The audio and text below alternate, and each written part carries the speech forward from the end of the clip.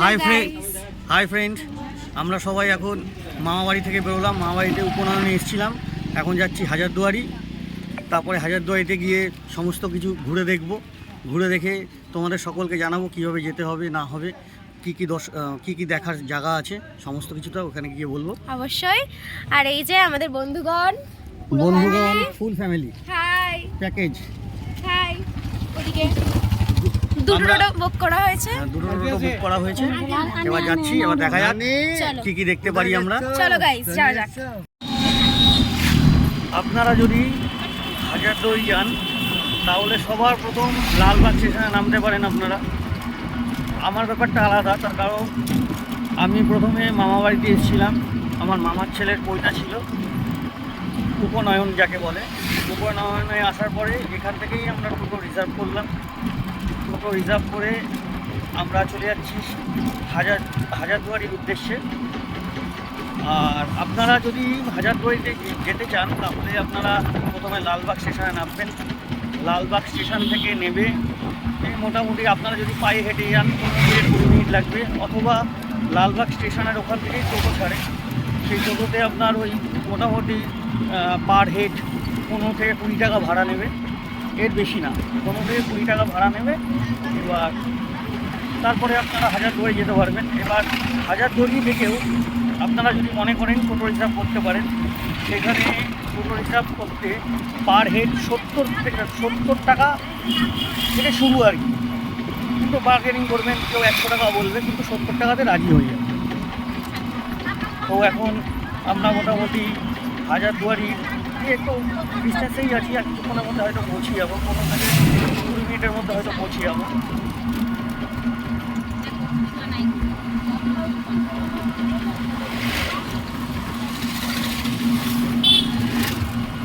তারপরে কিছুটা গিয়ে বলছি, এখনও আমরা লালবাগের মধ্যেই আছি, আর কিছুক্ষণের মধ্যেই পৌঁছে যাবো। এখন আমরা চলে এসেছি খোশবাগ, পাগলা কামান দেখতে। জাহান কোষা বন্দুক তোপখানা। সামনে যাওয়া যাবে না, গেট বন্ধ আছে, দূরের থেকে দেখছি।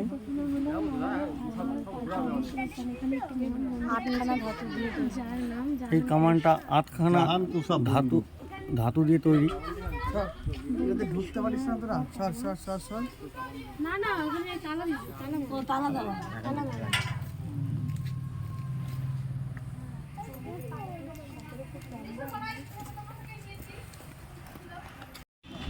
এখন আমরা চলে এসেছি কাটরা মসজিদে।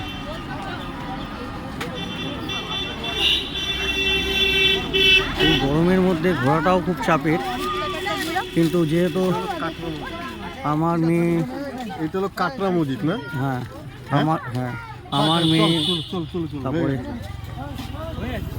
3জন বাচ্চা আমাদের সাথে এসছে। আমার মেয়ে, তারপর আমার মাসির ছেলের নাতি মেয়ে, আর এক মাসির বড় মাসির বড় ছেলের মেয়ে। বলেন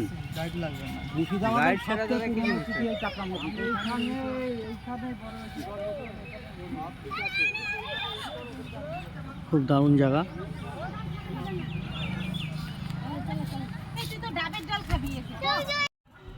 আমরা এখন কাটরা মসজিদের ভেতরে প্রবেশ করলাম।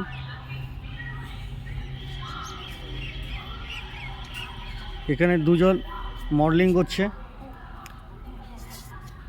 বাহ, সুন্দর মডেলিং করছে 2জন। ভেতরে গিয়ে সমস্ত কিছু আমরা ঘুরে দেখছি এখন। এই সামনে হেঁটে যাচ্ছে মিস সোনু। বাহ, দারুণ প্লেস, কিন্তু দুঃখের বিষয় রোদ্দুরটা খুব বেশি।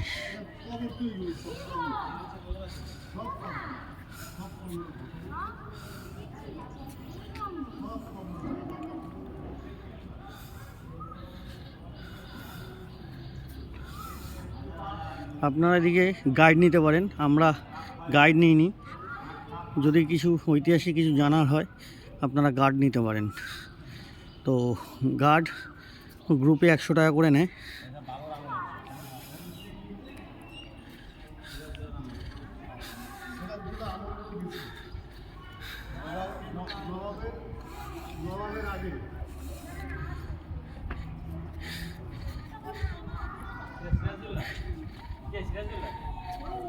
এখানে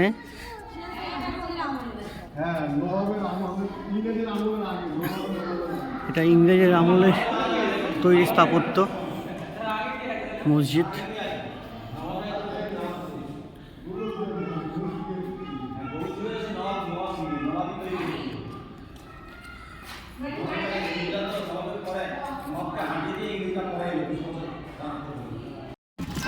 এখন আমরা যাচ্ছি কাঠগোলা প্যালেসের উদ্দেশ্যে।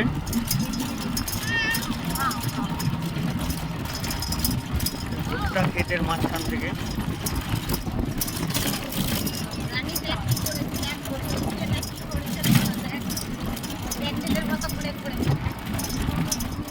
আর কিছুক্ষণের মধ্যে আমরা পৌঁছে যাবো কাঠগোলা প্যালেসে।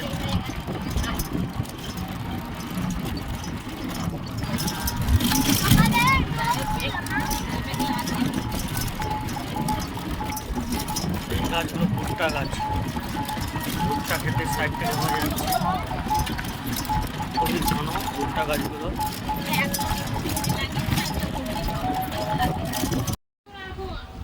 এখন আমরা এসে পৌঁছালাম কাঠগোলা প্যালেসে।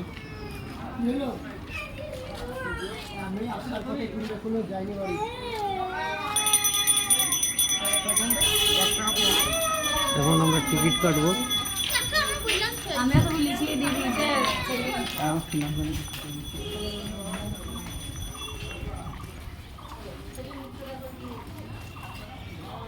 এখন আমরা কাঠগোলা প্যালেসের ভেতরে গেটের ভেতরে প্রবেশ করলাম।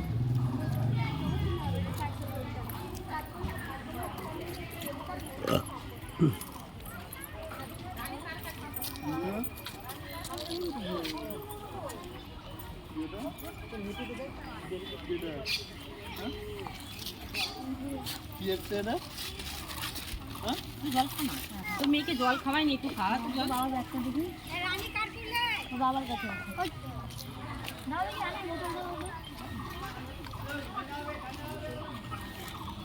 এখন এসে পৌঁছলাম কাঠগোলা প্যালেসে। ধরবো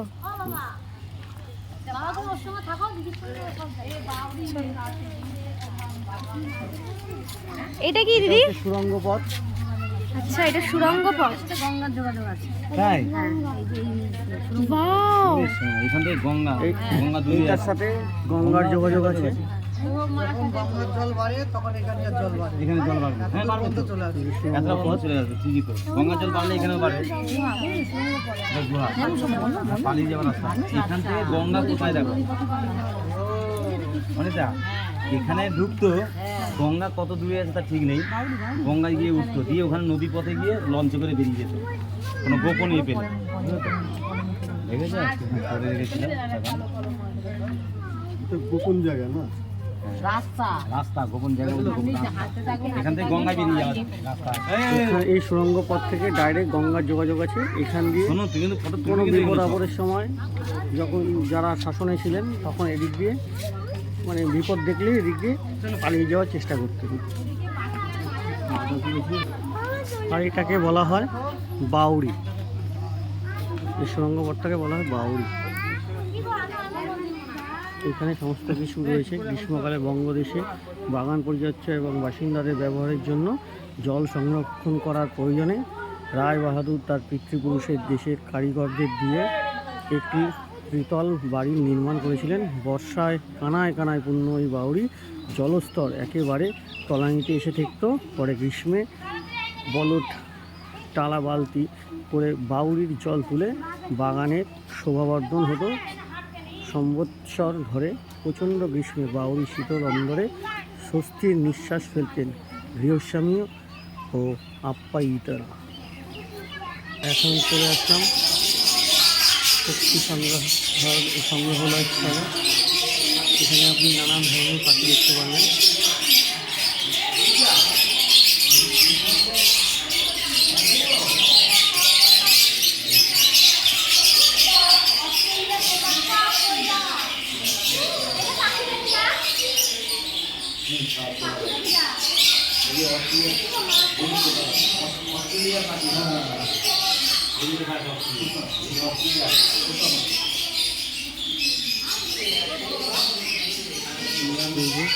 মাছের পাখি সম্ভব হয়েছে, খুব ভালো লাগে।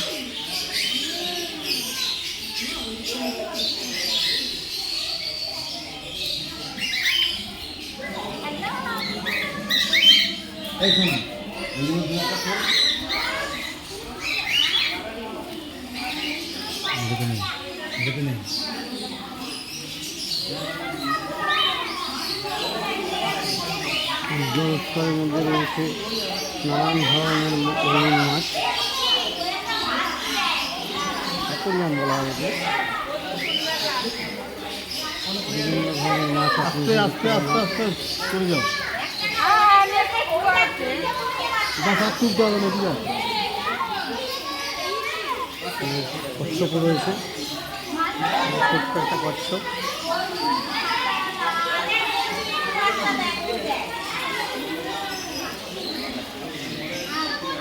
আবার আমরা একটু সামনে এগিয়ে যাচ্ছি, আর একটু সুন্দর অ্যাকোয়ারিয়ামের মাছ, কচ্ছপ, সুন্দর কচ্ছপ জলে সাঁতার কেটে বেড়াচ্ছে, আর রঙিন মাছেরাও সাঁতার কেটে বেরোচ্ছে।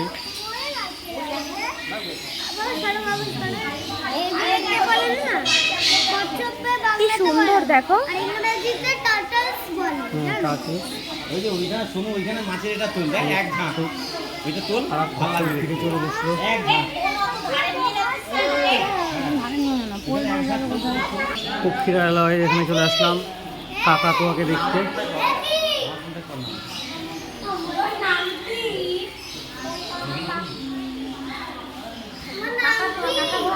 ওই দেখ কাকাতুয়া।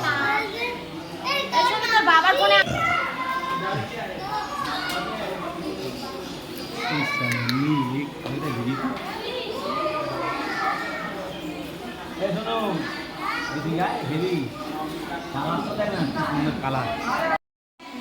এই পাখিটার নাম ধানুষ, ব্রাজিলিয়ান পাখি। ইংরেজি টুপি মুরগি। টুপি মুরগ বলা হয় একে।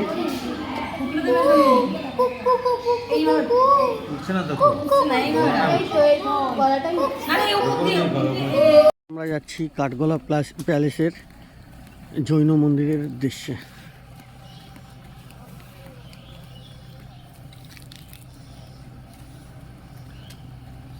তার আগে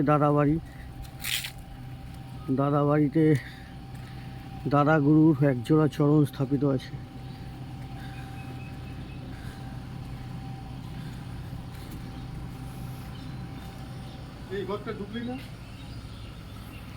এখন আমরা চলে আসলাম জৈন মন্দিরে।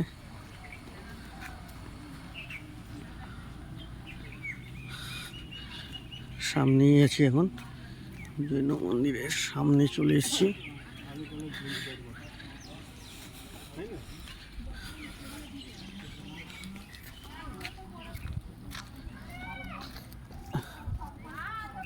চারিদিকে গোলাপ গাছ আর চাপা গাছ রয়েছে। এখানে গোলাপগুলো খুব সুন্দরভাবে বড় হয়ে ফুটে রয়েছে, খুব সুন্দর লাগছে। বিভিন্ন ধরনের কালারের গোলাপ রয়েছে এখানে।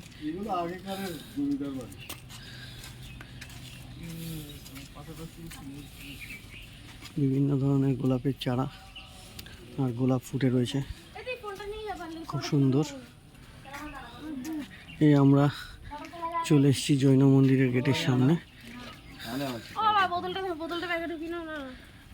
ব্যাগে ঢোকানো যাবে না, দে আমার হাতে দে।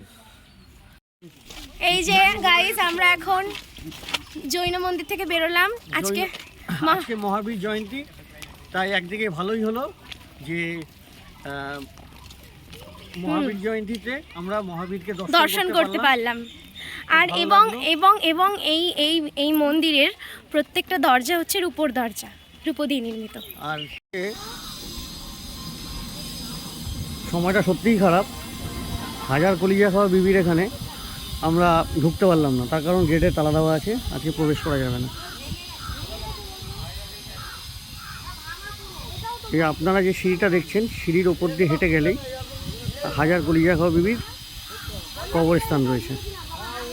দুঃখের বিষয় আজকে তালা দেওয়া, ভেতর ঢুকতে পারলাম না, আপনাদেরকে তাই দেখাতে পারলাম না, তার জন্য আমি আন্তরিক দুঃখিত। আর এটা হচ্ছে আজমুন্নেসা বেগমের সমাধি, মুর্শিদ কুলি খানের কন্যা। আজিমুন্নেসা বেগম ছিলেন মুর্শিদ কুলি খানের একমাত্র কন্যা এবং মুর্শিদাবাদের দ্বিতীয় নবাব সুজাউদ্দিনের স্ত্রী। মসজিদের পূর্ব প্রবেশদ্বারে এমবেড করা একটি শিলালিপির স্ল্যাব অনুসারে এটি বেগম দ্বারা নির্মিত হয়েছিল। তিনি 1734 সালে মারা যান। তার বাবা মতো তাকে তার মসজিদে প্রবেশদ্বারের কাছে সমাহিত করা হয়।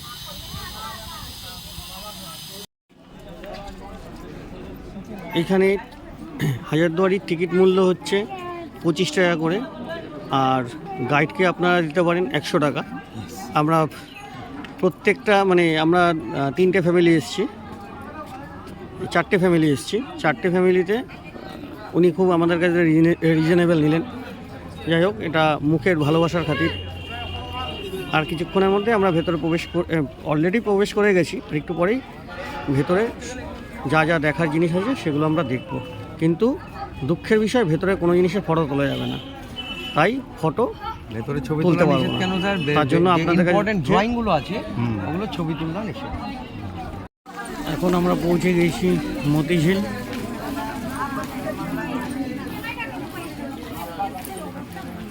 আমরা এখন টিকিট কাটবো।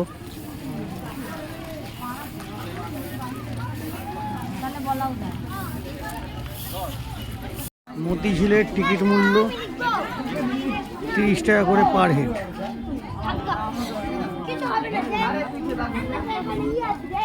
আমরা এক্ষুনি মতিঝিল পার্কে ঢুকে যাবো পুরোপুরি। সামান্য একটু প্রবলেমের জন্য একটু ওয়েট করতে হচ্ছে। এখন আমরা মতিঝিল পার্কে প্রবেশ করলাম।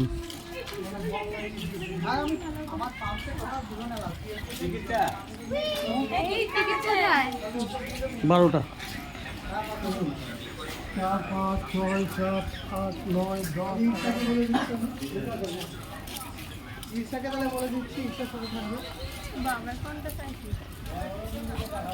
প্রতি টিকিটের মূল্য 30 টাকা।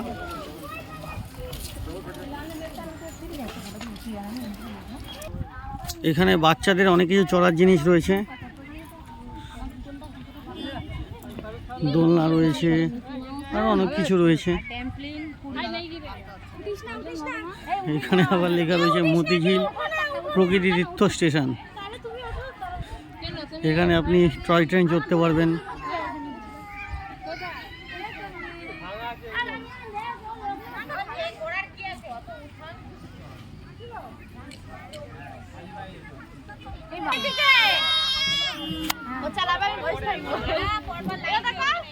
আমার মেয়ে ভয় পাচ্ছে,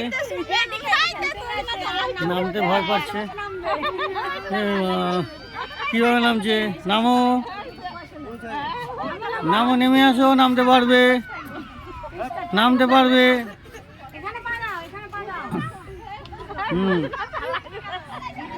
ভয় পাচ্ছে করিত্রিকা, খুবই ভয় পাচ্ছে।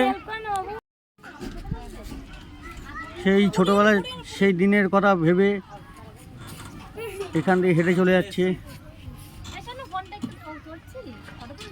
আপনারা সবাই দেখুন, এই বয়স্ক ভদ্রলোক কিভাবে বাচ্চাদের মতন করে সেই ছোটোবেলার স্মৃতিতে ফিরে গিয়ে চলাফেরা করছে। এখন আমরা চলে এসেছি মতিঝিলের ভেতর দিকটায়, যেখানে গোলাপের চাষ হয়েছে। এখানে বিভিন্ন ধরনের গোলাপের চারা আপনারা দেখতে পাচ্ছেন। আমার তো সেখানে খুব ভালো লাগছে। আগে গোলাপ বাগানে ঢুকতে দিত, কিন্তু বর্তমানে গোলাপ বাগানে ঢুকতে দেওয়া নিষেধ আছে। তো সেহেতু গোলাপ বাগানের ভেতরে আমরা ঢুকতে পারছি না। তো বাইরে থেকেই আমরা এই ছবিগুলো আপনাদেরকে দেখাচ্ছি। আপনারা মতিঝিলে ঘুরতে আসবেন, খুব ভালো জায়গা। আমার তো মনে হয় খুব ভালো লাগবে আপনাদের। আর যুগলদের জন্য তো খুব দারুণ জায়গা, যারা নতুন প্রেম করছে তাদের জন্য সাংঘাতিক জায়গা এটা।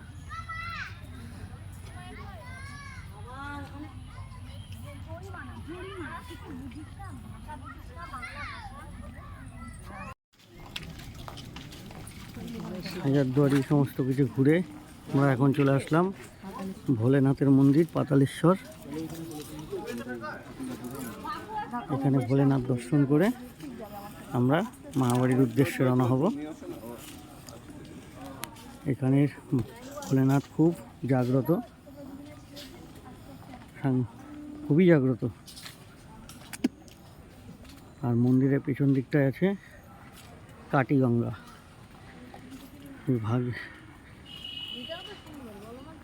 ভাগীরথী নদী থেকে কেটে জলটাকে আনা হয়েছিল, তার জন্য ওই জল এই গঙ্গার সাথে মিশে আছে দেখে তাই এই ভোলেনাথের মন্দিরের পিছনের দিকটা কাটিগঙ্গা নামে পরিচিত। আমরা চলে এসেছি পাতালেশ্বর বাবার মন্দিরে।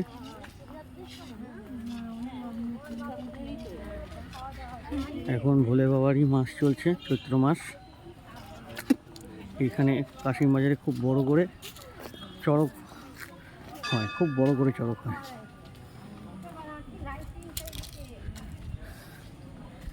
চলে এসছি এখানে বহু প্রাচীনকালের অশ্বত্থ গাছ ও বট গাছ ঝুল বেরিয়েছে, বহু বছর বয়স, আমার সঠিক বয়সটা জানা নেই।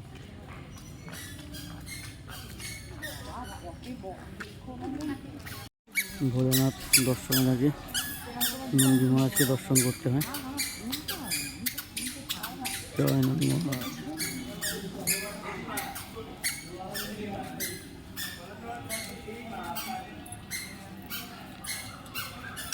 আমরা পাতালেশ্বর মন্দিরে চলে আসলাম ভোলেনাথের দর্শনে।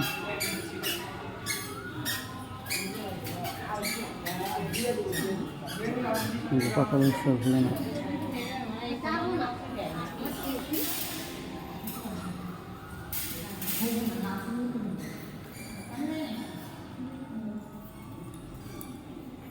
পাতালেশ্বর বাবা দর্শন।